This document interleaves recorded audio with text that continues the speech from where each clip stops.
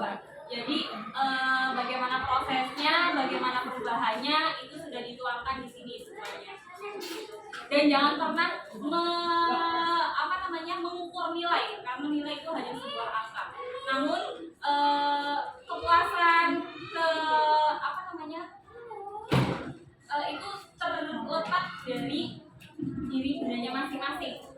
Misalnya 80 itu udah dikasih 80 itu sudah nilai B ya Bun.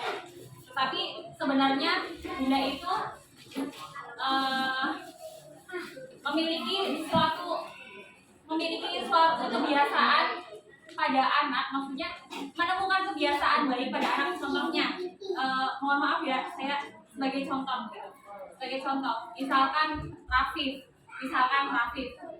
dia sebenarnya mungkin di menulisnya agak lama, tetapi ketika dia mendengarkan, dia akan cepat ditanya langsung, dia akan cepat menjawab.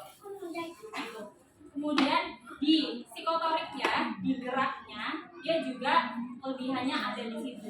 Jadi hanya contoh menghafal bagus, menulis, membacanya bagus, terus menghitungnya bagus, hanya menulisnya saja. Tetapi menulis itu semuanya butuh proses. Tidak semua langsung nulis bagus, cepat, itu semuanya butuh proses. Setiap anak itu memiliki hobinya masing-masing. Anak yang suka menulis, dia akan cepat nulisnya bagus. Anak yang agak kurang suka menulis, dia tulisannya agak males-malesan, nulis aja lama banget.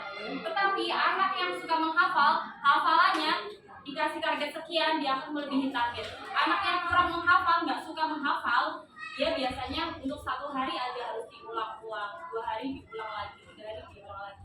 Jadi setiap anak itu butuh proses penyemangat sendiri. Misalnya dia sukanya menghafal, ya kita support menghafalnya. Dia sukanya menghitung, kita support matematikanya, lesin matematikanya. Dia tulisannya bagus, suka menulis, kasih berikan buku cerita, buku novel untuk literasi di rumah. Dia ternyata suka menggambar, belikan buku gambar.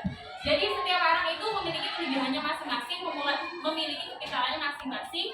Bagaimana cara bunda itu memilah, itu hanya bunda yang tahu di rumah. Gitu. Contohnya seperti tadi, Rafif ternyata memiliki sesuatu yang membuat bangga sama bundanya. Beliau itu pernah bercerita kalau Rafif itu selalu bangun sebelum subuh. Zaman sekarang anak-anak sekarang disuruh bangun, mohon maaf ya, ini nggak ada di duaan sih.